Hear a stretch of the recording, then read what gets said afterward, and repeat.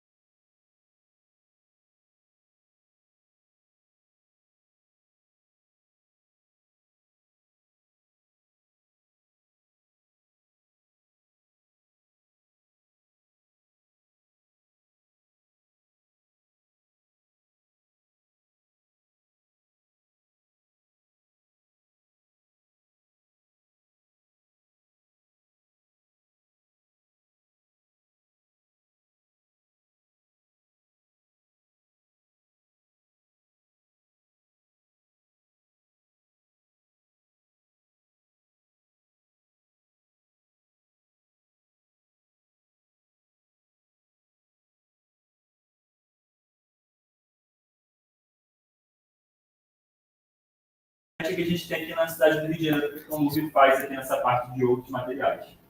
A gente faz uma classificação baseando tanto no rótulo da embalagem, literatura, nossos conhecimentos, a gente vai no mercado para ver o resíduo íntegro, como é que ele era, e a gente também tem um analisador portátil para auxiliar nessas análises. Pode passar, por favor.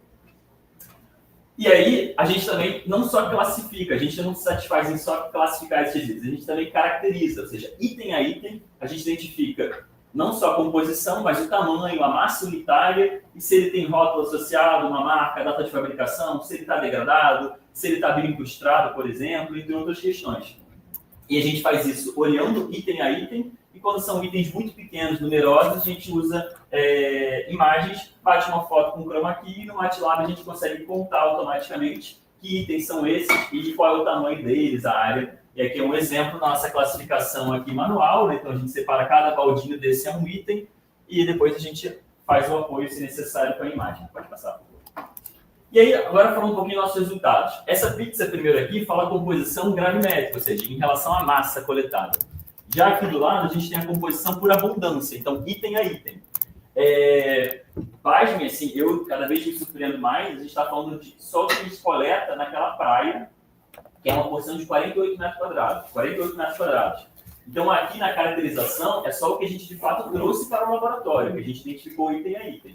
E a gente está falando de 24 mil itens, mais de 24 mil itens que já foram caracterizados pelo projeto em cerca de 1 ano e meio de monitoramento. Ele começou em 2 de maio de 2023.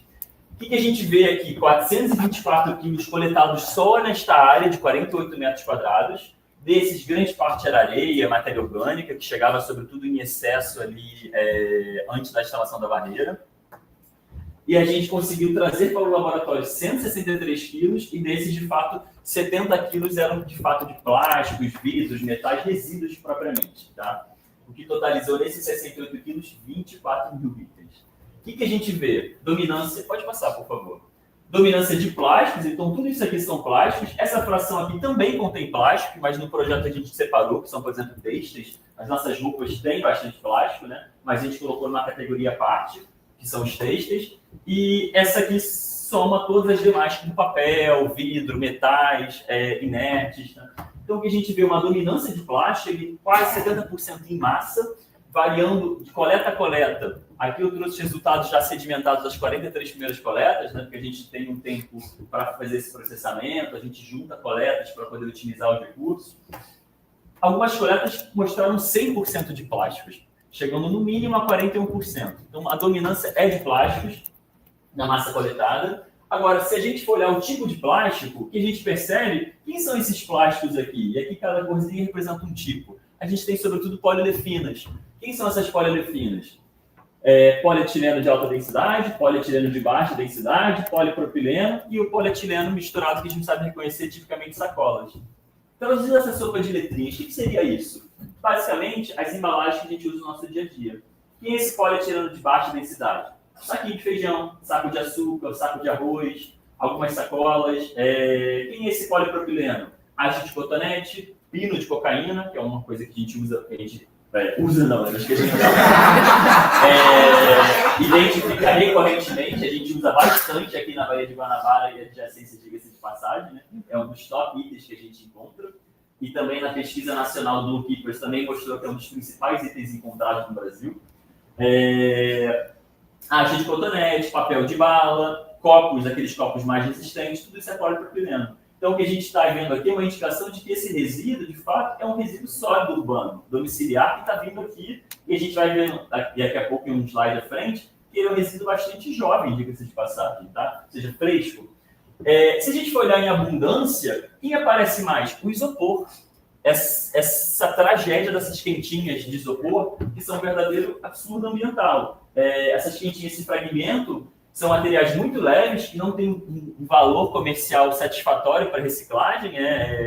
Resíduo muito sujo, muito barato, muito leve, não rende nada em massa para ser transportado, o frete acaba inviabilizando a reciclagem, muitas vezes, desse material. Se ele aparece como 7% em massa, quando a gente vai olhar item a item, metade dos 24 mil itens é de isopor, praticamente. Então, 47 itens. E mesmo assim, a gente continuou com as polietileninas aqui, significativamente. 24% polietileno e polipropileno. Se a gente for olhar em abundância, 92% dos itens é plástico. Chegando também em algumas coletas a 100% dos itens encontrados plástico. Pode passar, por favor. Então, o que a gente vê aí, basicamente, se a gente somar o isopor, né? O poliestireno sem ser o isopor é também aqueles copinhos vagabundinhos de plástico, descartáveis, aquele pratinho, aquele talher, são aquele frasquinho de Yakult, isso é poliestireno. Mas isso a gente encontra bem pouco, o que a gente encontra mais é o poliestireno escondido pelo isopor. Se a gente for somar, a gente tem aí quase 50% da massa encontrada nessa área de polietileninas e estirênicos. Pode passar, por favor. E agora vamos olhar o resíduo. Eu fico brincando, a gente vai olhar o CNPJ desse resíduo e identificar esse resíduo e caracterizar. Né? Aliás, se a gente olha além do CNPJ, o que a gente está encontrando aqui? Se a gente for olhar em abundância, a gente pode fazer, a gente tem top 10 itens em marca, em fabricante, em abundância, em massa. Se a gente for olhar aqui em abundância, a gente já viu o isopor, né? 40% é isopor, então isso é uma categoria. Não, já cabe esse último. E se a gente for olhar aqui, além do isopor, o que a gente encontra? Embalagens de alimentos, de modo geral, laminadas, não laminadas, das mais diversas categorias, como polietileno de baixa densidade, de alta. Tampas, de modo geral, uma infinidade de tampas de produtos, e a gente não dissocia. Se vier uma garrafa com uma tampa, a tampa não é retirada, ela vira garrafa. Então, são tampas à parte mesmo, muitas sacolas, muitos itens de higiene pessoal, como cosméticos, frascos de maquiagem, e a gente também tem aqui embalagem de entorpecente. Basicamente, pinos de cocaína. A gente também acha alguns frascos de loló, por exemplo, mas o nosso grosso aqui, pino de cocaína. Não tem praticamente, acho que uma coleta, não sei se a Maria me corrija se eu estiver errado, que a gente não encontra um pino de cocaína. Então, é realmente uma coisa assustadora. E muita acha de cotonete também, itens de higiene pessoal. Se a gente for olhar esse CNPJ do resíduo, em massa, 25% de todo o resíduo que a gente coleta tem marca associada. E se a gente for olhar aqui, alguns dos top marcas que a gente encontra são coisas do nosso dia a dia aqui. Coca-Cola, Guaravita, produtos alimentícios da Nestlé, por exemplo, marcas de bebida da Ambev. Então, são as top marcas que a gente encontra aqui. Aqui é um exemplo de resíduos com marca, tá vendo, associado. Se a gente vai olhar outras características, o que a gente percebe? Dessas coletas, olhando as 43 coletas, na média delas, a gente tem 50% dos itens estão íntegros, não está faltando um pedacinho dele. Poxa, 50% bastante, mas não é tanto assim. Se a gente for olhar que a gente separa esses resíduos, não só íntegro ou degradado, a gente separa também não identificado. Ou seja, eu não consigo, se eu tiver um fragmento de qualquer coisa, eu não sei dizer se ele está íntegro, porque eu não sei se ele foi lançado fragmentado ou se ele foi fragmentado na natureza. Então, alguns que a gente não consegue identificar, a gente coloca como não identificado.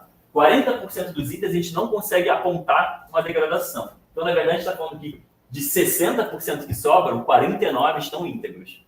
Então, esses resíduos são mais um indício de que são resíduos sólidos urbanos recentes. Eles acabaram de ser descartados, eles não estão transitando muito tempo e eles chegam no local. A gente tem, olhando a data de fabricação, tem resíduo que tinha 2 dias. Isso aqui eu até sinalizei na planilha para conversar, que eu falei, será que isso está errado? Não é possível, 2 dias. O nosso recorde tinha sido cerca de, acho que de 10 dias, e agora baixou. Eu falei assim, não é possível.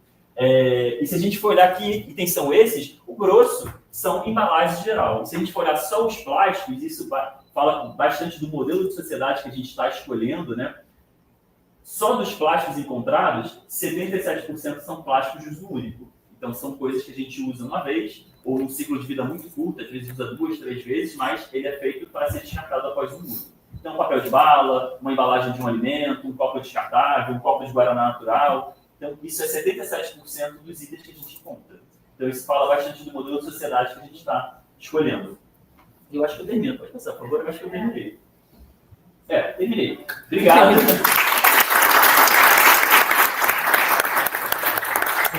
Profissional, quando ela termina no segundo que acabou. Exato. Obrigado, gente. A gente vai deixar as perguntas para a hora da mesa da conversa, porque isso um pouquinho. Obrigado.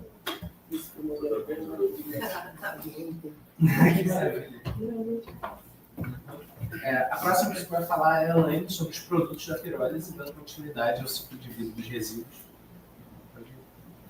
Bom dia, né? Eu sou Elaine, como fui apresentada. Hoje eu estou aqui representando um grupo de pesquisa, né? Algumas pessoas estão aqui na plateia juntos também. Eu sou do grupo EGEPOL e a gente faz nosso estudo, então, nosso objetivo foi trazer essa alternativa para um dos problemas que estão acontecendo, né, hoje em dia, que são a destinação dos plásticos, né? Então, a equipe, deixa eu falar só um pouquinho da nossa equipe, né, que tem a Nina Saldanha, nossa aluna de iniciação científica, atua aqui no projeto, o Antônio Demoutier, a Maíra também faz parte do grupo, o Pedro é o nosso técnico, tem a Jamile, a Larissa e a Natasha também, que estão aqui presentes, e o nosso coordenador, o professor José Carlos.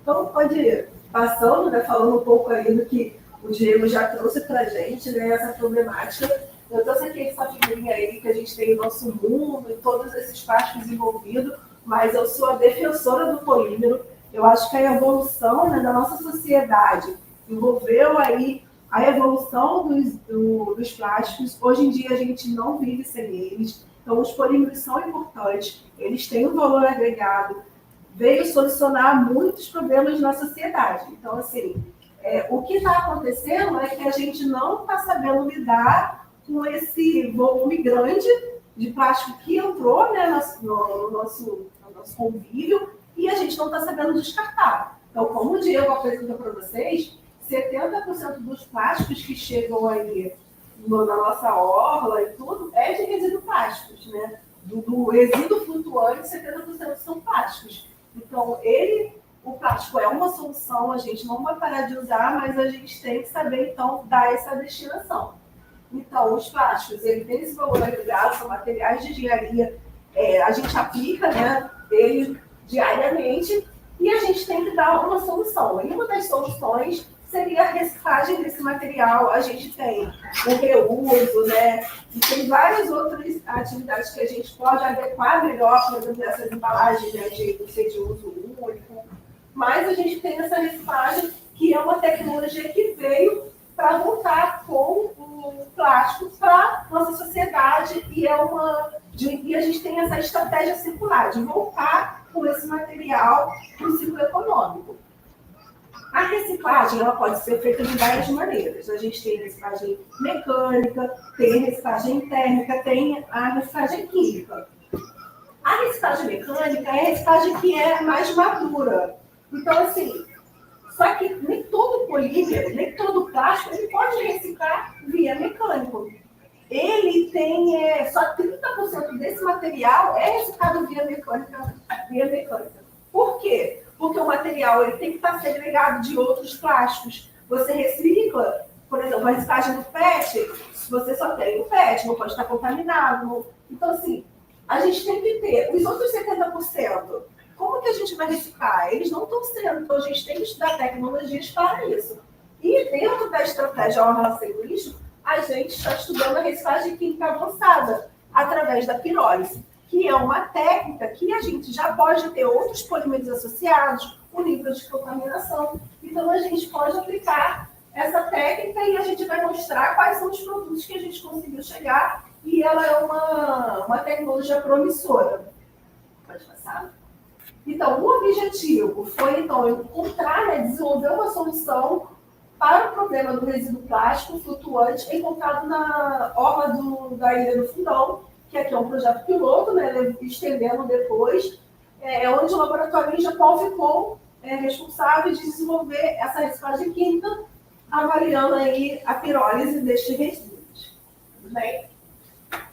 Como o Diego explicou, né, a concepção, então, foi integrado junto com ele, né, que ele fez esse estudo de gravimetria, e a gente recebeu, então, esse material que era coletado pelo grupo do Diego, da gravimetria, no grupo da Ingepol, e a gente moía esse material e preparava ele para a unidade de pirólise.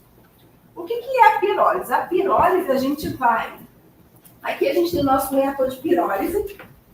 Então, aqui a gente trabalha com temperatura elevada, né, alta, numa atmosfera inerte, sem a presença de oxigênio. Então, com isso, a gente pode pegar o polímero, o plástico, que é uma macromolécula, quebrar ela, né, em unidades menores, para a gente ter os insumos, novos produtos, para a gente voltar para a cadeia produtiva. Então, a gente utilizou uma temperatura de 500 graus Celsius, no tempo de 30 minutos, com uma vazão de nitrogênio de 100 ml, que é o que vai dar a nossa atmosfera inerte e ajudar a carregar os produtos. Na pirólise, a gente tem 3 tipos de produtos, né? A gente tem a fração volátil, que são os compostos mais leves. Tem a fração condensável, que a gente chama do óleo de pirólise. E a gente tem o que está chamando de resíduo sólido, mas também pode ser um produto que ele está sendo estudado para outras aplicações, como na área agrícola, como também para sorvetes. Então, a gente tem 3 produtos vindo desse resíduo plástico. E a gente caracteriza eles. Então, ele tem as técnicas que a gente caracteriza, com cromatografia, com FRX e tudo mais. Aqui, mostrando um pouco dos resultados.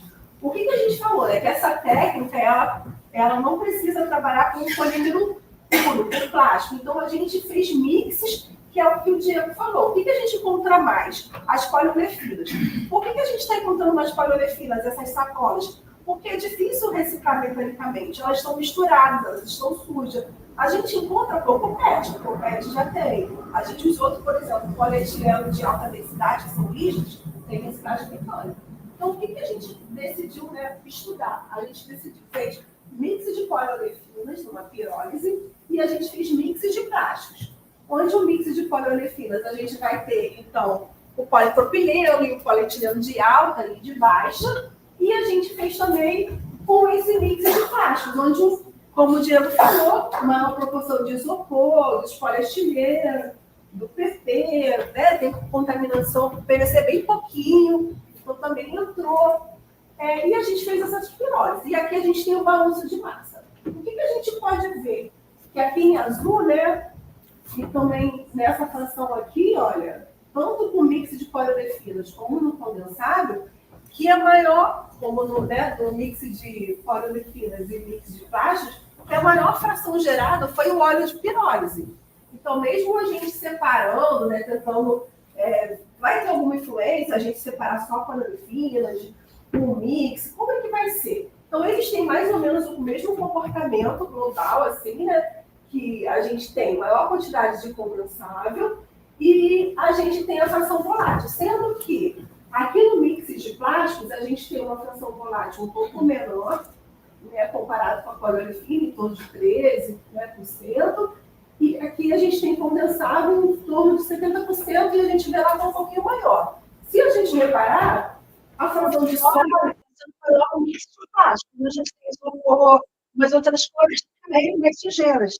A gente tem mix de mix, né? Se você comparar aqui, ó, mix de análise com aqui, no real, a gente tem sódio, tem água, tem aditivo. Então, são coisas que o isopor é bem mais impregnado de sujeira, e com isso a gente vai aumentando o teor de sólido. Tudo bem, pode passar. E aí, chegando, né, nos resultados, né, nos produtos que a gente queria, né, objetivo. A gente tem os produtos voláteis e os produtos condensados. Quando a gente compara o mix de poliolefinas, né, com o mix de plásticos, que eles estão aqui, a gente vê que os mesmos produtos estão sendo gerados. Então, assim, a gente consegue, mesmo sendo polímeros diferentes hoje, está gerando ali uma fração de produtos leves, por exemplo, produtos esses que podem virar ser matérias-primas para fazer novos plásticos. E aqui no produtos condensados, que é o óleo de pirólise, o que a gente pode ver? As frações, elas mudam um pouquinho de poliolefina para também dos mix de plásticos, só que você tem mais ou menos os mesmos produtos. A gente colocou aqui em classe de carbono, como se fosse... Então, a gente consegue produtos vindo dos plásticos, né, de resíduos plásticos, para produzir, por exemplo, gasolina, a nafta, que está plásticos, diesel, lubrificantes. Então, a gente está conseguindo pegar aquele material que tá prejudicando lá o nosso meio ambiente, está lá no nosso, são os resíduos flutuantes, chegando num produto que ele vai ter, sim, valor agregado. Pode passar só um pouquinho. E o que a gente fez? Aquele estudo que eu apresentei para vocês foi um estudo no reator de bancada. E esse estudo aqui foi feito na série piloto. Então, já é a gente já está fazendo estudo de escalonamento. Por quê? A gente agora, no primeiro semestre de 2025, a gente já está recebendo uma planta de pirólise de 1 tonelada. E a intenção é trabalhar com esses resíduos que estão vindo do projeto Orla-Crítico. Então, a gente, finalizando, né, o projeto, a gente fez uma pirólise com mix de poliolefina nesta unidade. Então, a gente pode ver que os perfis vão mudando, que é importante também fazer estudo de escalonamento. O que a gente vê aqui?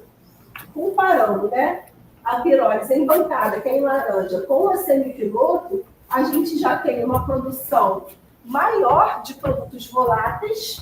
Então, a gente tem uma quebra maior, produtos mais leves, quando a gente está trabalhando numa escala de semipiloto, do que numa escala de bancada. Então, a gente teve uma inversão de produtos. E a gente consegue trabalhar com temperaturas, vazão, as variáveis dos reatores para a gente conseguir atender o nosso produto final, né?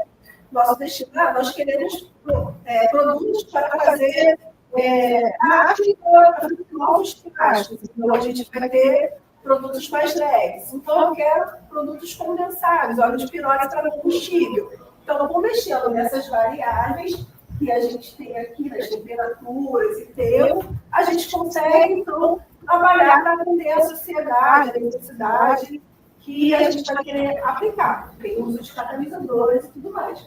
E isso vai acontecendo aqui Nos produtos voláteis, a gente consegue ver que a gente tem na faixa azul mais voláteis,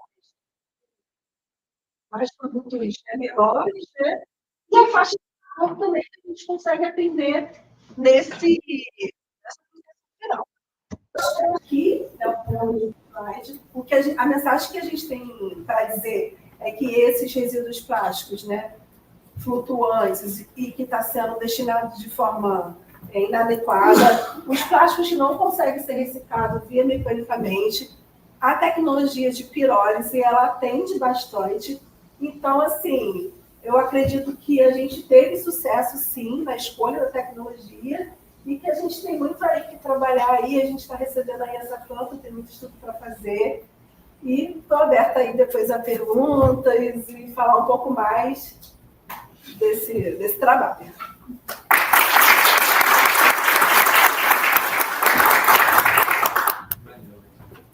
Agora que a gente vê a pirólise, né, acho que todo mundo está na cabeça do quanto se paga e qual é a visibilidade econômica disso. Então, quem vai falar sobre o assunto é a Alessandra agora.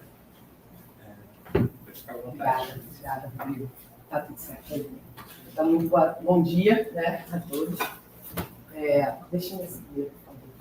Então, eu não botei o nome dele aqui, tá no nome no final. Então, eu, junto com o João, né, que é um aluno de C lá da UF, a gente ficou incumbido de fazer essa matemática, um pouco dessa matemática em cima do que foi apresentado pela Elaine e pelo Diego também. Eu sou professora da Universidade Federal Fluminense, do Departamento de Engenharia Química, e o João Mota, que não pode estar presente, é aluno de IC também, lá da UF. Pode passar. Bem, a Elaine mostrou, né, muito sabiamente todo o processo. O Diego também trouxe aqui para vocês de onde tudo começa, né, a coleta dos resíduos, esses resíduos sendo transportados aqui para a planta de pirólise, separados, né, depois caracterizados, levados ao reator e os seus produtos coletados. Então, é importante a gente agora, nessa etapa, parar e olhar e falar assim, bem, e esse processo é viável, não é viável? Qual é o custo dele, né? O que a gente obtém? Como a Elaine já mostrou, né? Tem um produto sólido, tem um produto líquido, tem um produto gasoso. Eles têm potencial de retornar à cadeia produtiva, eles têm potencial de ser reutilizados e continuar circulando, né? Sem ser descartado, sem o resíduo, né, ser descartado, ele consegue ser reaproveitado e continuar circulando. Então, as perguntas, eu acho, são: vale a pena reciclar o plástico? Né? A Elaine já botou que tem grande potencial e vale muito a pena. Né? Qual é o valor desses produtos? Acho que é uma das perguntas também muito importantes da gente olhar. E o que pode ser feito com eles, que está linkado aí com o anterior. Então, eu montei esse diagrama para a gente olhar para cada etapa e verificar que cada etapa dessa possui também um custo. Pode passar, por favor. Pode passar, mais uma vez. Então, a coleta, né, com o transporte, a triagem, depois levando lá para a planta, fazendo algum pré-tratamento, se necessário, e fazendo a reação propriamente dita, a conversão, né? Todas essas etapas, elas possuem também algum impacto econômico. Né? Então, mapear isso tudo e poder identificar esses custos faz parte de uma análise completa. Né? Tem custos aqui, como mão de obra, né? Custo de instalação, custo de equipamento, né? Aquisição da matéria-prima, custos de gestão, custos de infraestrutura e terreno, que, para uma análise bem completa, bem ampla, eles precisam ser mapeados, né? Pode passar, e contabilizados na análise final. Então, nessa etapa, eu fiz esse mapeamento, né? Tem custos fixos, né? Custos operacionais, que precisam ser contabilizados. Né? Claro que a gente aqui, eu fiz uma análise voltada para a parte do que a gente tem hoje, que é uma escala laboratorial, começando com uma escala piloto. Né? Essa análise robusta, ela precisa depois ser avançada para uma planta em escala industrial e isso tudo poder ser colocado, né, ser feito à conta. mas tem custos que estão relacionados, né, vão ser diluídos aí, claro, ao longo dos anos de operação de uma unidade grande. Pode passar, por favor, cara? Aqui, nesse momento que eu trouxe para vocês, está focado no reaproveitamento dos produtos. Então, esses produtos podem ser retornados, né, e reaproveitados de outras formas. Então, qual é o valor desses produtos, né? O valor econômico desses produtos hoje, né? Então, a pirólise gera para a gente um gás. Esse gás vai ser caracterizado, né? Uma das técnicas ali é a cromatografia, a técnica utilizada, e ele pode ser utilizado, por exemplo, como combustível na própria pirólise, né? Como uma fonte de calor na própria reação, na própria conversão, né? Ele pode também ser levado ali talvez para uma queima para gerar energia elétrica. O produto oleoso, condensado, óleo de pirólise, também vai ser caracterizado. E, como a Patrícia mostrou, ele tem ali as características de uma gasolina, de uma nafta, né, de uma querosene, de um combustível. Então, ele pode retornar para a cadeia para voltar a ser plástico, ou ele ainda pode ser usado como combustível.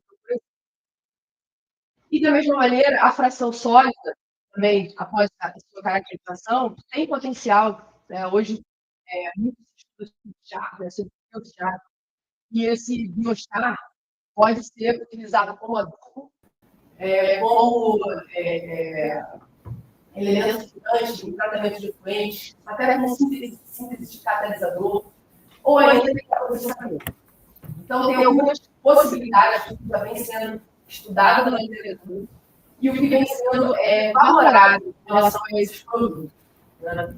Claro que, né, talvez não é tão simples assim como uma imagem dessa mostra, né? A gente precisa não só caracterizar quimicamente, mas estudar como que seria uma inserção desse tipo de produto na cadeia, né? No que já tem hoje de cadeia consolidada.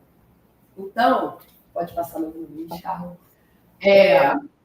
Eu foquei nessas frações: óleo condensado, óleo de pirólise, gás e o sólido. Fizemos alguns cenários imaginando as diferentes massas de resíduo plástico pirolizado, né? Hoje, em bancadas de laboratório, é uma quantidade ainda pequena. Agora, né, pelo que ela falou, a gente vai ter já uma escala mais robusta, vai ter talvez até dados para a gente poder atualizar essas informações. Vai ter cenários para a gente ter uma ideia inicial, com 1 kg, 100 kg e 1.000 kg de massa de resíduo plástico pirolizado. O rendimento da pirólise foi para o óleo, né, o óleo de pirólise foi considerado baseado nos dados fornecidos pelo Medipol. Então, uma média ali de 74% de óleo vestido.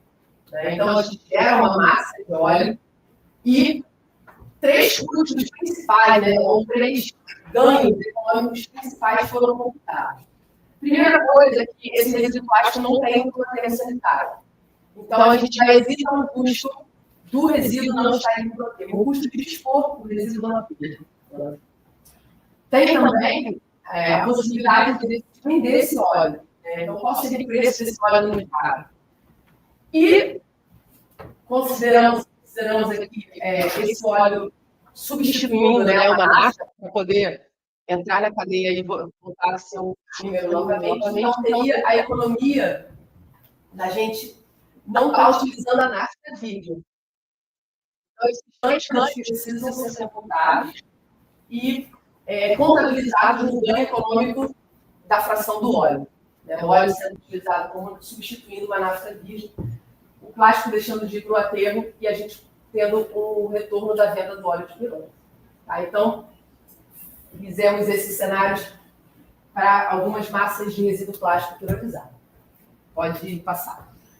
O mesmo foi feito para o sólido, a fração sólida. A gente teve o rendimento, né, do sólido médio foi de 8% aproximadamente. Novamente, o custo desse resíduo plástico não ir para o aterro precisa ser montado.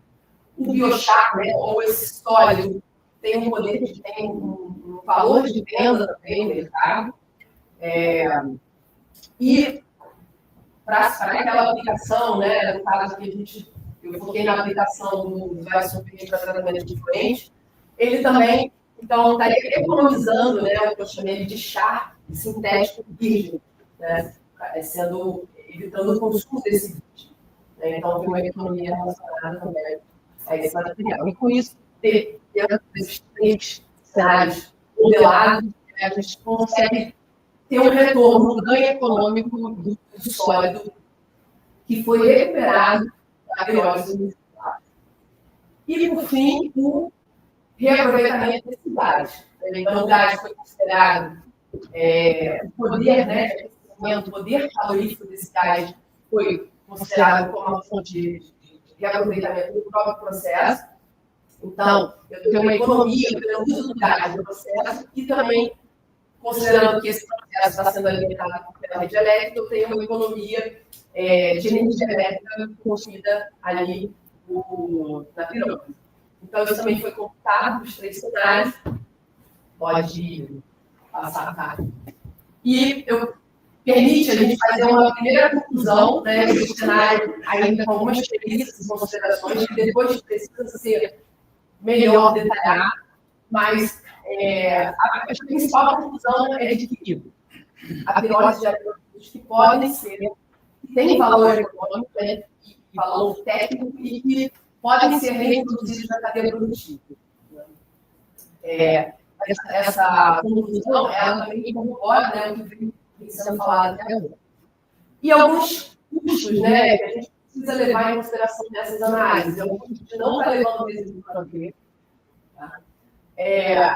O ganho, né, da gente não estar, o custo evitado, né, da gente não estar consumindo matéria-prima recursos virgens, como aqui a análise de petróleo, o chá sintético virgem e a própria energia elétrica. Né? Esses números aqui são para 1 quilo de resíduo plástico pirolizado. Então, a gente, para 1 quilo de resíduo plástico pirolizado, a gente tem um total aí de quase R$4 por quilo de resíduo plástico pirolizado. E aí, fazendo uma conta bem bruta, assim, né? Bem ampla, a gente poderia chegar aqui, a venda dos produtos somado à economia de não consumo de recursos livres, gera uma receita bruta de quase R$8 por quilo de resíduo plástico. Isso, claro, considerando só os produtos, né? Sem ainda considerar alguns custos fixos e alguns custos operacionais de uma planta industrial, de uma planta marinha.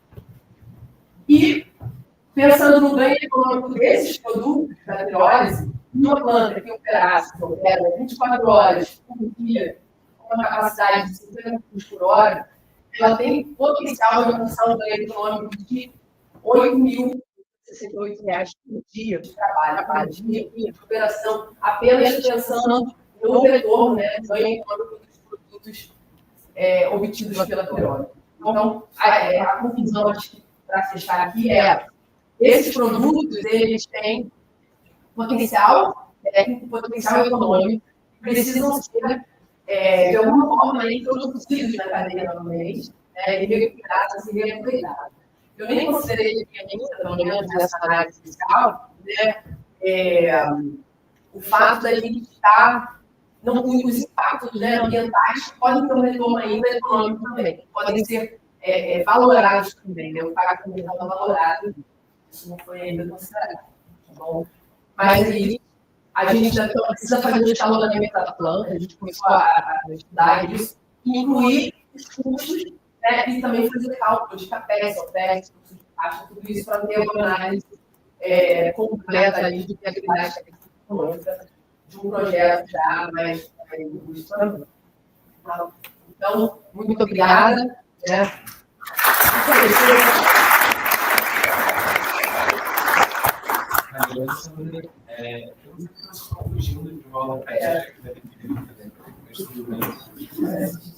E agora faz esse registro sobre negócios sociais de pagamento.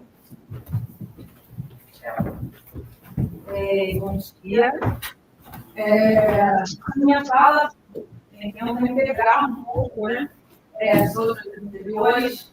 A gente vê como uma oportunidade, né, né, de desenvolvimento de negócios a partir do lixo coletado. Eu sou da equipe de tecnologia social que trabalha com os pescadores, no projeto já há 3 anos. Eu estou há 2, então os pescadores são essenciais na solução integrada do lixo. A gente trabalha na frente de madeiras, mas também numa frente de desenvolvimento de arranjos organizacionais. Então, a gente estimula que os pescadores se organizem, pensem soluções que possam gerar, então, renda. A gente tem um cenário da comunidade pesqueira fragilizada, impactada diretamente por esse lixo flutuante que chega nesse área do fundão. Eles entendem muito bem sobre a dinâmica desse lixo, dinâmica de corrente, dinâmica de tempos, meio ambiente, também uma área de trabalho deles. Então, a gente é essencial no projeto. Bom, deixa eu passar a parte. A gente, na frente de tecnologia social, voltada para o desenvolvimento de um modelo de negócio, que integra os pescadores, e pensa, coleta de lixo flutuante e encaminhamento para a pirólise, ela é baseada num modelo de negócios sociais. É um pouco diferente do modelo de negócios usual, que é voltado para a lucratividade econômica, e ele é muito mais de reconhecimento das características, das dinâmicas daquele público, diretamente envolvido na produção de valor. Então, um dos diferenciais do empreendedorismo social, é que a missão de um negócio social é reconhecida socialmente, ele cria e gera inovação e distribui valor para as diferentes partes, não só para um principal, o ativo principal de a natureza particular das oportunidades, que servem como um veículo a atingir essa missão, o uso de recursos, as competências, as colaborações intersetoriais é fundamental. Então, isso a gente tem no projeto Aula Sem Lixo, inclusive, essas diversas frentes trocando experiências, dentro da UFRJ, então envolvendo também fundos e governos, da nossa própria parceria. As barreiras institucionais que devem ser enfrentadas, uma característica desses modelos de negócio, demandando um posicionamento estratégico específico, que está além de mercado. A escassez de recursos, a dificuldade de reunir esses recursos, demandando uma articulação de tempo, de corpo e ambição de tamanho, até onde a gente pode ir, porque não tem essa visão de lucro, de crescimento econômico. Então, como é que a gente alimenta o sistema e mantém ele vivo é sempre um desafio. A reduzida de mercado e tipo específico de clientes financiadores, que são os nossos parceiros, a gente acredita nisso, demanda de monetários ou não, então um sistema de economia compartilhada, ou outro tipo de racionalidade econômica, de trocas. E, por fim, a primazia de um triple bottom line, a sustentabilidade econômica, ambiental e social, não apenas gerando resultado financeiro. Tendo em mente o desenvolvimento de um modelo de negócio, como é que a gente opera, como é que a gente coleta dados para compor essa ideia de um negócio. A gente começa o trabalho com reuniões coletivas, conhecendo os pescadores, trocando com eles intensamente sobre essa realidade ambiental aqui. A gente fez oficinas teóricas sobre formas de trabalho coletivo, estimulando o cooperativismo, por exemplo, como uma forma de gerenciar esse negócio futuro. E oficinas de objetivos econômicos e gestão de iniciativas populares, com estimulação sensorial em torno de conceitos, traduzindo um pouco essa linguagem econômica, técnica para os pescadores e conhecendo novos conceitos. A gente tem sempre uma construção com eles muito rica. E aí, finalmente, as reuniões de alinhamento, com reuniões de alinhamento internas, quando a gente chama os pescadores para dentro, para levar para eles os resultados das nossas análises de gabinete, tem um processo interno de pesquisa. Então, esses processos, esses trabalhos geram dados, a gente coleta esses dados, então, de campo, analisa e desenha uns formatos, pode passar, Carlinhos, que são os produtos. No Fomento Fumbio, a gente desenvolveu uma matriz de stakeholders, as partes interessadas no modelo de negócio, A gente fez uma pesquisa de pagamento de serviços ambientais, buscando diferenciais teóricos, né, e a consulta de especialistas, né, no evento de integração a gente trouxe a experiência do PSA de São Paulo, né, então a gente teve também outras reuniões de muita troca para ver qual a viabilidade do pagamento de serviços ambientais aqui, né, que sirva para financiar, né, o trabalho dos pescadores no projeto. Uma matriz SWOT, né, que mapeia forças, oportunidades, fraquezas e ameaças de um negócio, e aí a análise de pertinência e viabilidade econômica, né, do desenvolvimento desse protótipo, né, desse esforço. Finalmente, a gente faz um mapa descritivo de processo e capacidade de trabalho, né, entendendo os pescadores na ação de coleta e transporte do lixo flutuante, né, o que envolve isso, usando as barreiras, né, então, como é que esse lixo pode ser coletado de forma mais eficiente e segura para os pescadores,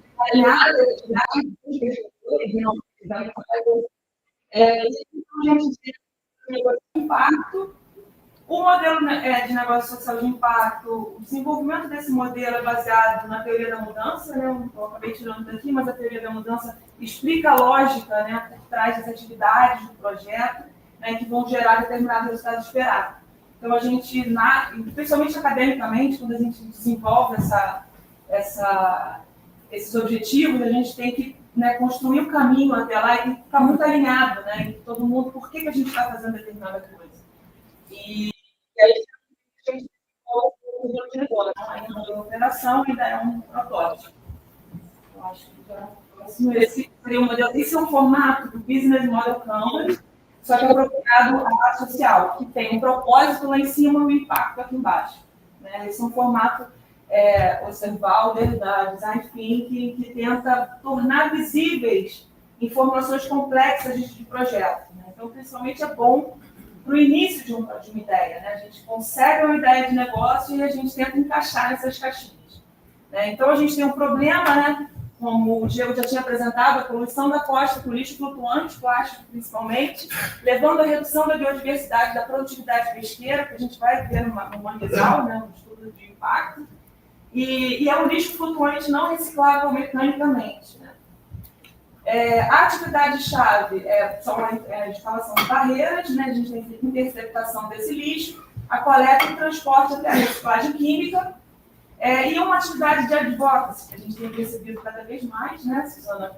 Essa intersetorialidade, essas barreiras institucionais e principalmente relacionadas à possibilidade de pagamento de serviços ambientais. A gente tem uma proposta de única de valor, que muito a Alessandra falou, né, que é a capacidade da reciclagem química, né, de até 1 tonelada de lixo. Então, existe uma pergunta de pode ser capaz de absorver. A gente tem uma vantagem competitiva que é o conhecimento da geografia local, que é produzida tanto nos laboratórios como pelos próprios pescadores, e o apoio da UFRJ, fundamental, né? A gente está inserido no plano, né, de orla. Os nossos clientes, né, entendendo quem é o interessado, né, no nosso negócio, né, seriam as empresas poluidoras, eu acho que deu aquela lista ali embaixo que você apresentou, quem sabe. Quem é que apoiaria essa retirada do lixo aqui? Bom, o Parque Tecnológico, né, e o governo do Estado tentando assim, né, fazer uma forcinha para o PSA. Então, sustentabilidade financeira estaria baseada então, no investimento social privado, né, ONGs, enfim, projetos de pesquisa patrocinados, como o Fumbio, como agora o Petrobras Socioambiental, que tem interesse, e é uma empresa poluidora, né, interessada na poluição da marinha e nos pescadores. Bom, se o nosso propósito é promover a inclusão socioeconômica dos pescadores artesanais da Enseada do Fundão como agentes ambientais no combate à poluição do mar e encaminhar o lixo flutuante à reciclagem química, o nosso impacto seria a melhoria da qualidade da água, a recuperação dos ecossistemas locais e geração de novas oportunidades econômicas, promovendo um ciclo sustentável de reaproveitamento de resíduos e inclusão social. Tá bom, acho que... E aí, por fim, assim, né, o que a gente vê ainda de desafio daqui para frente. Em relação à organização das pessoas, para as tarefas, né, como é que isso vai se operacionalizar no dia a dia, o fluxo de produção, né, desde a triagem, a coleta desse material até a forma de transporte, como é que ele vai ser despejado lá, se os pescadores participariam da triagem, alguma coisa assim. E o método de avaliação, que também é uma coisa que a gente precisa, quando o lixo chegar, monitorar a quantidade de lixo que está sendo retirada, de onde está sendo retirado o lixo, qual a qualidade daquele lixo, né? E, de certa forma, desenvolver um sistema de créditos, né? E de validação, de auditoria, né? Certificação daquele lixo que está sendo retirado, até para monitorar o impacto positivo causado na costa, né? Eu coloco também aqui, Alessandra, considerar o custo de operação da reciclagem química, que não entra no modelo de negócio de coleta e transporte, né? Mas a gente tem que conversar, né? O projeto ainda vai... Esse modelo de negócio vai ser desenvolvido agora com o apoio da Secretaria Socioambiental. E é isso, e a captação de recursos para a construção de uma plataforma tecnológica, né? Já sei se os pescadores poderem relatar aquela coleta realizada. E ela veio institucional, que é a nossa missão lá para frente, que é defender os pescadores são agentes ambientais ativos que podem integrar esse projeto com a parceria da FRJ e de outros apoiadores. É isso. Obrigada.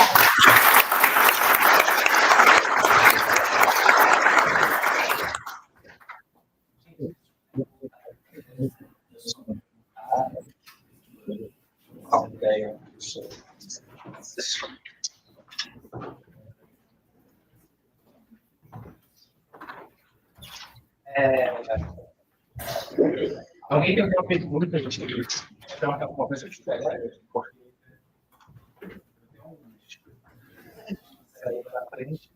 Pedro já tem pergunta, que eu sei que eu sou de ideias. Nossa, Silva tem muitas agora. Então, a primeira coisa que eu queria... Para mim é muito legal o meu trabalho, como eu acompanho mais de perto, eu e a Cristina. Mas eu ainda a gente está vendo todo dia, no contato diário, quando aparece o resultado, eu fico, nossa, que coisa boa, né? O projeto está indo para frente. Eu vou começar pelo Diego, que é o trabalho que está mais perto do mim.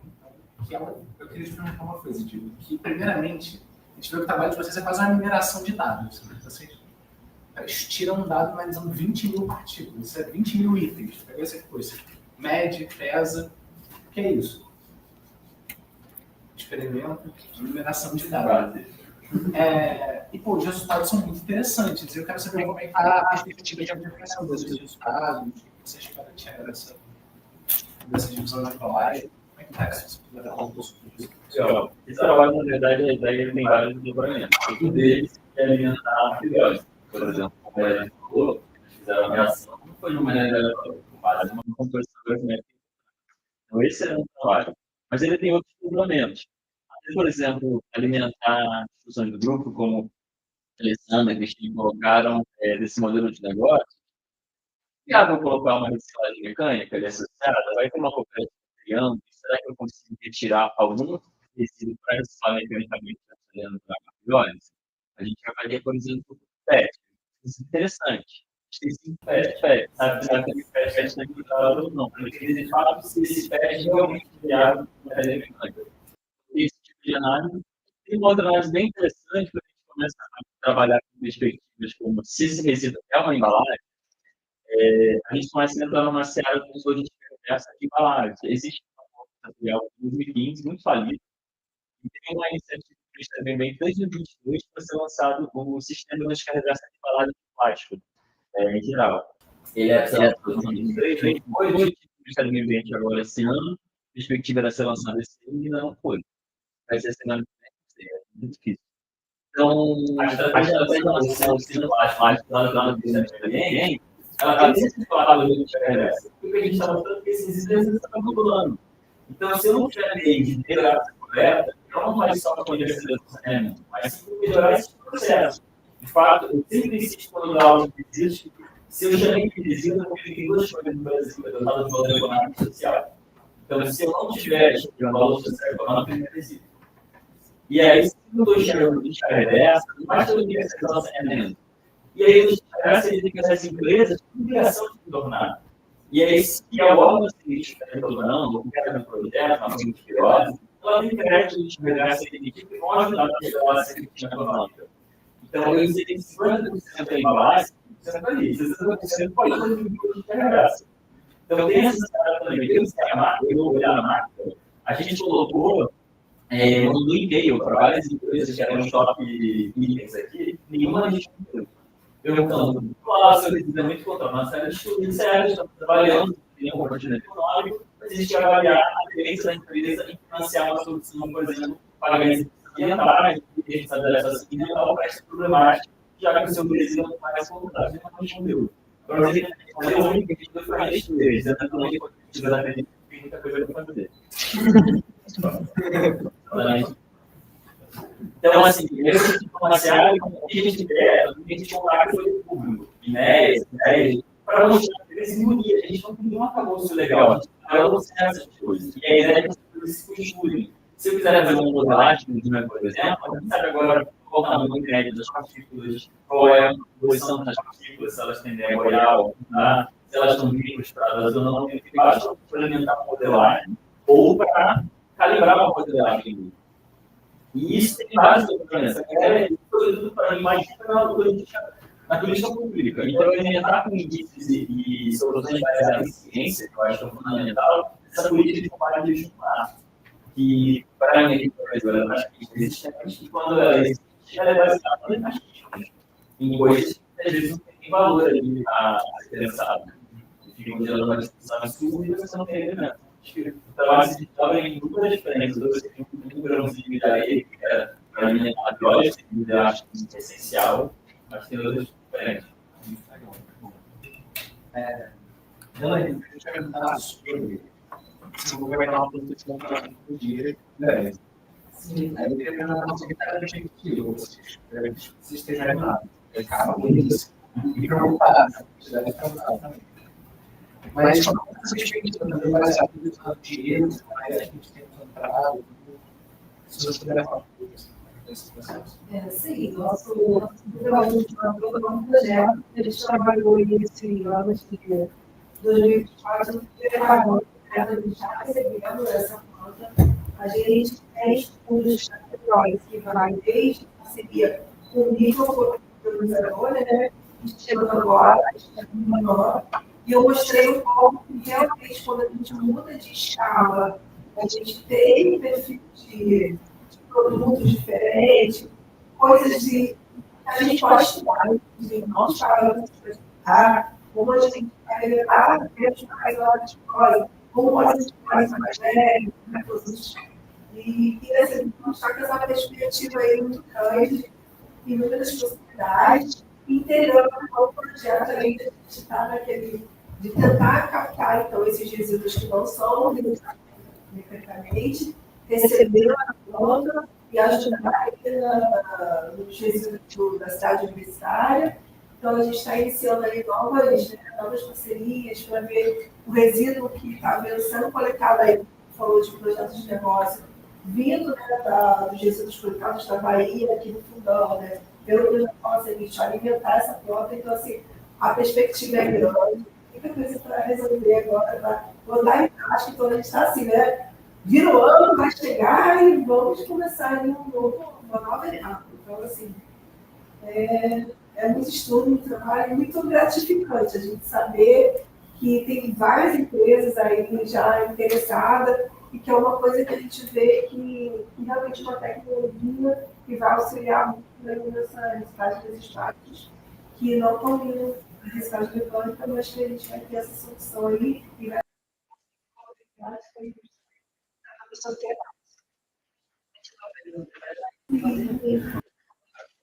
Então, você fala 30% da reciclagem mecânica. Isso é o Brasil nesse caminho.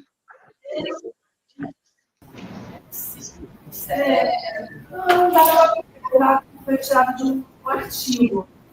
É um dado que você é só do Brasil. É o potencial do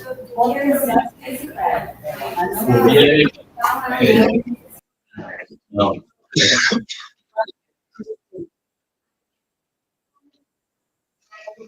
Controverso. Exatamente. Cada uma você olha de uma coisa que é muito autodeclaração, entendeu? Então, se você considerar que o Light é em torno de uns 20 e pouco por cento do que recicla, mas um relatório da WWF de 2019 vai concluir 1 ponto alguma coisa de reciclagem. Então, assim, são dados bem distantes e a gente tem na frente do comentário. É difícil dar credibilidade a eles, porque são muito diferentes e com métricas de análise diferentes. A metodologia é muito diferente. Tem que relatar a declaração da massa de resíduos declarada pelos entes responsáveis pelo serviço. Aí você vai lá para baixo. Aí essas associações olham para mídia de empresas, esse valor sólido. Sim, é uma informação, né, que eu quis trazer para vocês, porque assim, a gente fala, não existe a reciclagem de plástico, né? Mas nesse mundo da reciclagem existem várias tecnologias e nem todo plástico, o polímero vai atender daquela tecnologia. Então, a gente não quer dizer que a pirólise vai ser a solução para todos os tipos de plástico.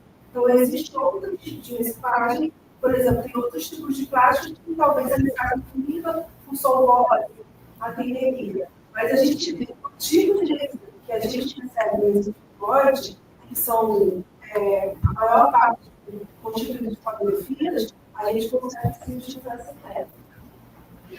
Porque também esquecemos de falar sobre os períodos, muita coisa desse período. Não tem discussão, eles não ficaram isso. Período imenso, até apoio, que a gente, acho que 5 pessoas não conseguem fazer. Mas aí o primeiro chinelo, e tem sido também Gustavo, os cafés da mulher. Tudo é uma questão. Tem muita coisa. Eu trabalho com tirar muitas vezes de serviço. E aí, complementando o teu questionamento, por exemplo, não estou dizendo que vai ser o desenho, mas um desenho possível. A Alessandra comentou, por exemplo, o valor de plástico, mas ele sabe que, na verdade, quando for ofertado na planta, vai chegar no nível de resíduo. E ele não tem plástico, ele tem 30% aí de plástico para ele.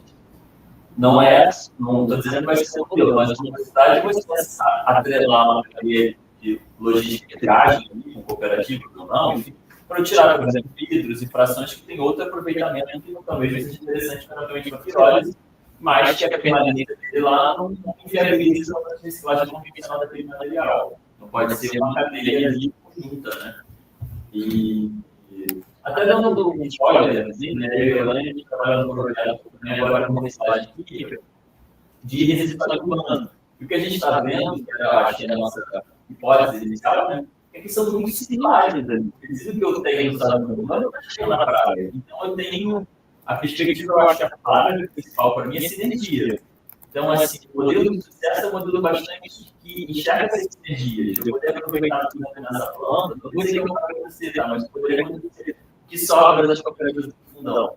Nem tudo que a gente coloca nas lixeiras recicláveis, a cooperativa tem interesse em comercializar. Porque as cadeias da economia já são também estabelecidas, aquela cooperativa tem dificuldade de relacionamento, então eles poderiam, por exemplo, aumentar a pirólise. Então, não só legislar, então tem um efeito sinérgico, ele poderia, e até se eu escalonasse a discussão.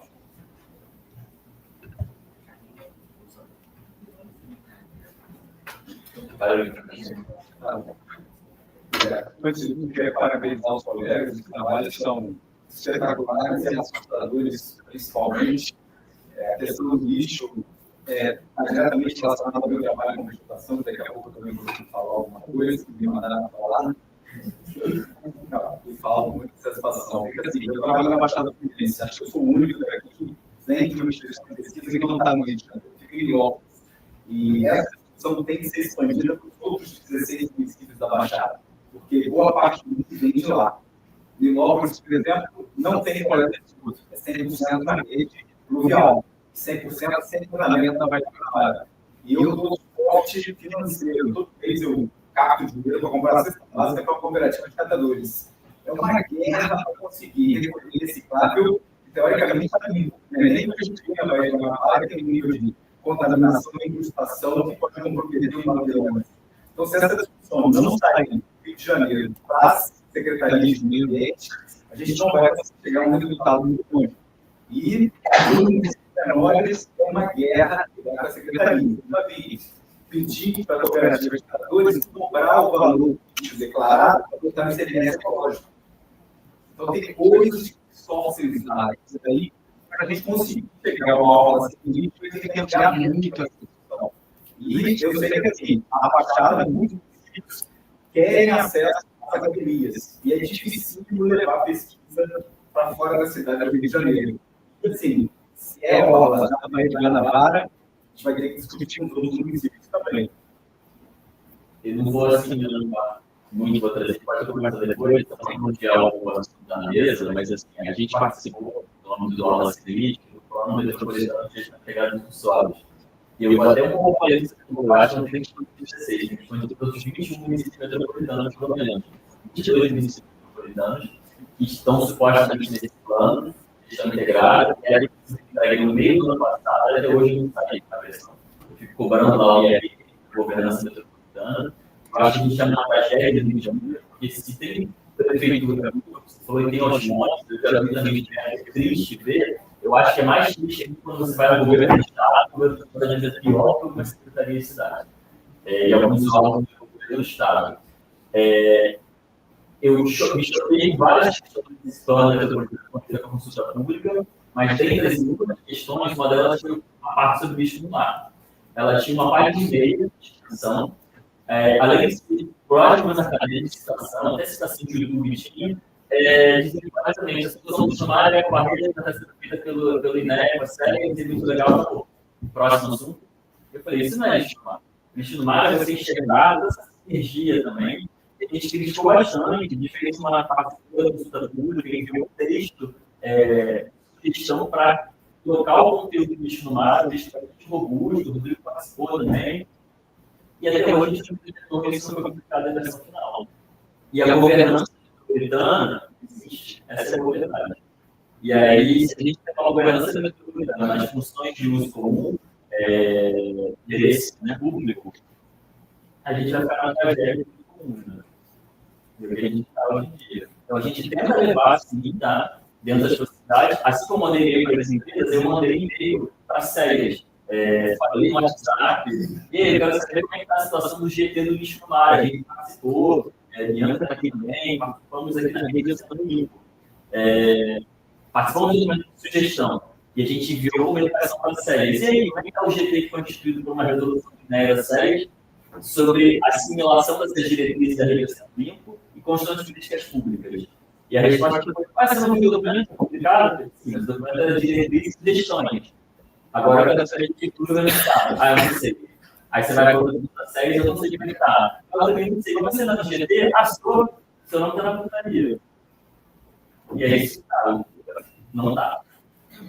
Então, assim, é muito difícil aqui. A gente tenta, mas aí o trabalho de advocacy que ela colocou, que para mim é triste falar isso, mas eu acho que é talvez o principal trabalho. É cansativo e é o principal trabalho, porque você faz trabalho difícil no contexto social, tecnológico, etc. E eles não se materializam em políticas públicas. Você tinha para falar sobre essa questão da suicídio, da Baixada, que a gente já trabalhou. Parece mesmo, né? Você fala em escrever um relatório sobre a diferença entre uma política pública, o discurso, a prática, o planejamento, o segurança do diagnóstico, e acompanhar, planejar o diagnóstico inicial.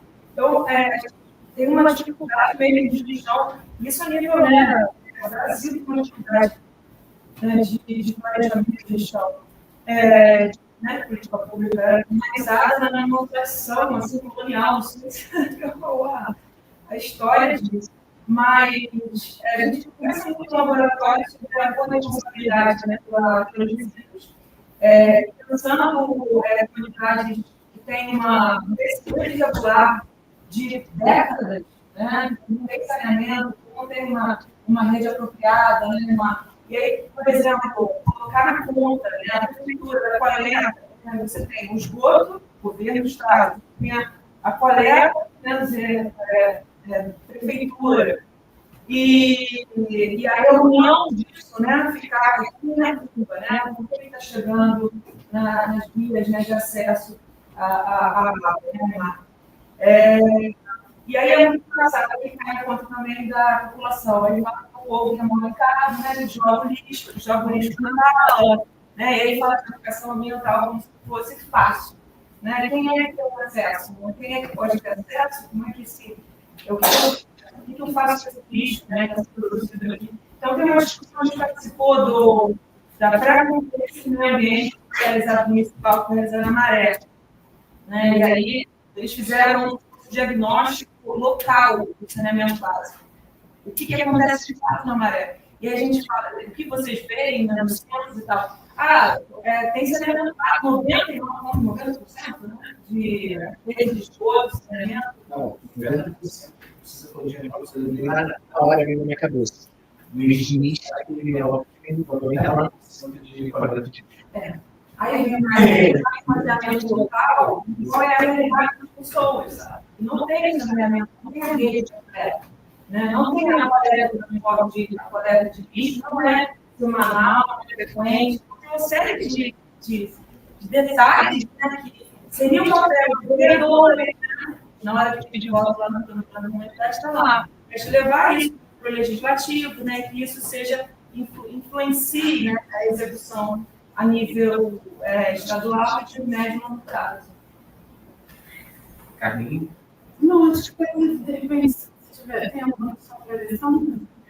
Mas as pessoas Mas só se tiver um trabalho que o Dante Leão fez, que é uma preocupação do nosso projeto, que vai acontecer com as barreiras urbanas que não mais terem operacionais.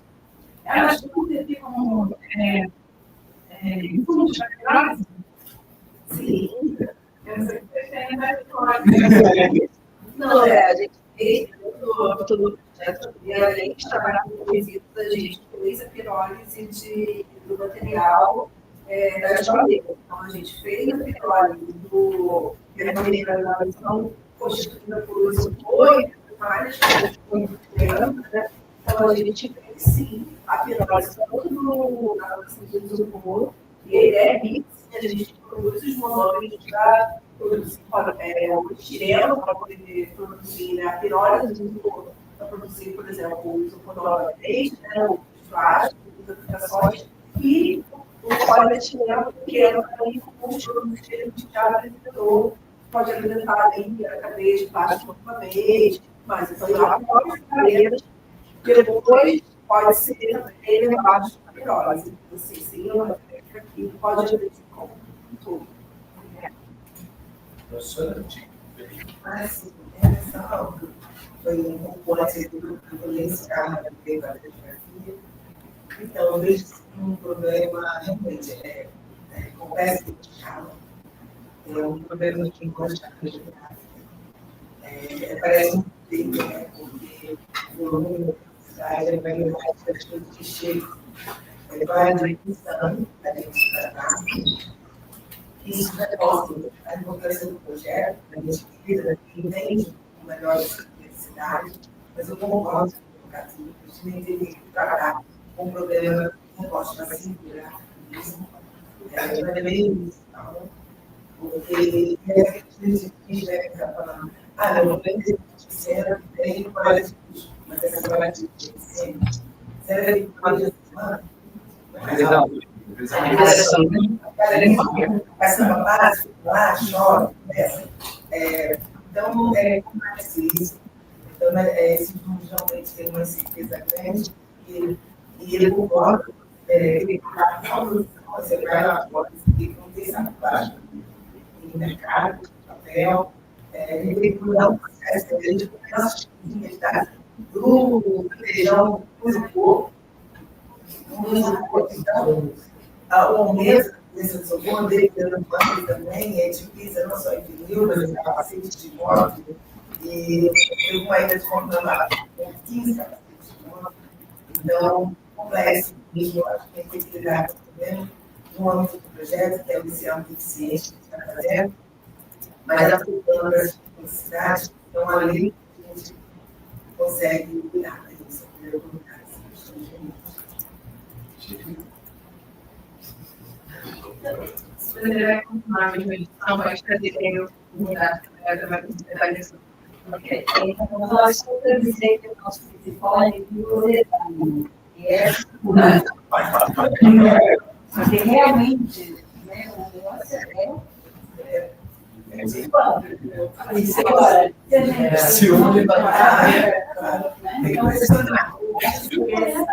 gente elevar a resposta até os finalmente, então, na verdade, tudo que está aqui é que surge da imaginação desse grupo, né? Peraí, vamos escutar, né? Afinal, as plantas, são muitas perguntas que na hora de resolver uma solução, mas o sujeito, né? Ele abre, ele fala, ele gera, e os pensadores iam fazer, né? Quem seriam os protagonistas, né? Porque trabalhar no mar, né? Quem tem, né? Nós aqui estamos na engenharia e o oceano, também não é fácil, né? Como empresa, poderia abraçar, né? Exato, ou talvez as famílias de preto sejam muito mais interessantes, são. Então, o que a gente está trabalhando não são aquelas forças que não podemos desanimar essa cultura. São verdade, mas A pergunta aí, parabéns, porque eu estou muito feliz de começar a trazer isso, porque a gente vai pensar na mística que estava nesse grupo, né, esses valores que tinham aparecido até então, e aí, muito legal você estar fazendo isso. E aí, eu fico com uma dúvida, que é, você falou, considerou um custo de economia do lixo não está sendo levado para o mesmo sectário. Você considerou o custo de ir para os drones, pensando que a coluna dela não vai estar ali colada com o catador, a empresa que vai fazer essa coleta, né? Mas ele também é um transporte para essa coluna de drones. Primeira pergunta. A segunda é se você comprou nos seus cursos alguma espécie de esporte. Que hoje a gente sabe muito bem que aquele ministro, a gente coloca na perona, sujo, qualquer tipo de plástico, a gente já tem uma visão mais clara de que não é bem assim. A gente sabe que não são todos os materiais que tem na pirâmide, porque eles funcionam muito melhor que as mecanismos, por exemplo. Então, você considerou esses custos na sua avaliação? Obrigada. Esse valor é o custo de dispor do direito do navio, não está no transporte. Né? Esses transportes têm lá alguns números baseados no que a gente tem aqui hoje. Está coletando na praia e levando para a unidade de turbose. Não é uma coisa que se tem ainda por quilômetro, coisa mais geral. Isso ainda tem base, mas tem esse tipo de transporte, né? Que vai ter para qualquer qualquer modelo que possa imaginar. Assim. Mas aí esse valor é que a gente tem que pagar para o modelo sanitário para botar lá a palha de lixo para enterrar. Né? E o pré-tratamento, eu ia até combinar essa discussão que o Diego estava falando, que ele estuda para poder levar drones, né? Como criar, a gente vinha conversando isso, como criar, como tirar areia, um pouco da areia, significa um pouco da areia para pirose, né? Então, esse esporte precisa ser considerado. E tem várias tecnologias, né? Eu sei que vocês estão estudando isso, já tem, assim, um mapeamento de algumas tecnologias e estudos. E esse curso precisa ser realmente colocado, né, porque ele vai dar a verdade do final. Então, vale a pena investir completamente para ter um produto mais similar aí a uma gasolina, uma nave, né? Talvez valha. E, quanto que é para o que eu consigo ver. Né? Aqui, o que eu considerei também, uma análise mais social, foi uma substituição de um para um. Né? Tudo que eu tenho agora, eu consigo substituir como nave para vídeo. Né? Como nave, vídeo, né?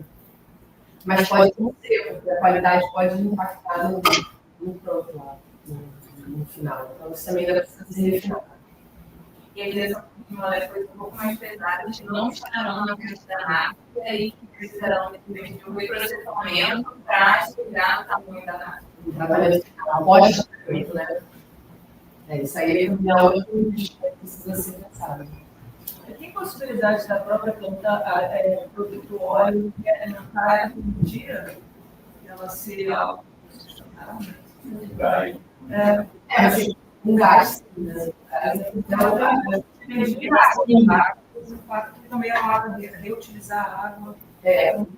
O gás vai todo você como fonte térmica, né? O óleo vale a pena, porque esse óleo, você vai queimar o óleo para gerar uma energia, né? De repente vai ter uma aplicação química, você gasta essa queima, né? E você já tem uma aplicação maior valor. Não, só fazer um comentário que eu ouvi o professor Zé Carol, que a ideia desse modelo é de pequenas plantas localizadas próximas às fontes. Em vez de ela ter você ter, poderia usar essa destinação mais próxima justamente. Para essa construtora muito alta da gente. A unidade dentro de capacidade naquela região. Tem um pouco aí de uma tonelada por dia. Uma tonelada por dia foi o número que a Gabi aqui, ó. Gerou a partir do lixo que chega na entrada do nome. Uma tonelada por dia seria a fluência do lixo que a gente está tendo no nome. Que seria então uma solução global.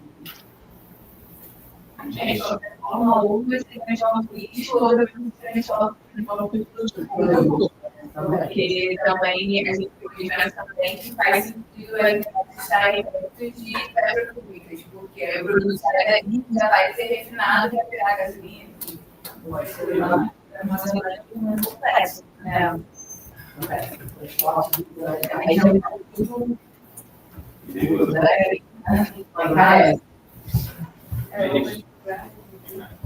Eu acho que tempo se acabou. Eu adorei esse formato. Sim. É isso. Eu posso pedir uma palma pessoal.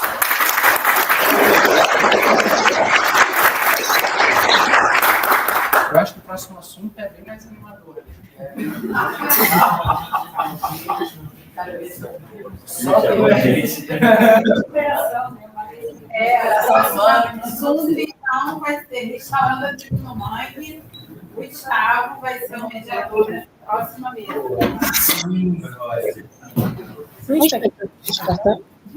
Bom dia a todos. Depois de toda essa dificuldade que nos anos,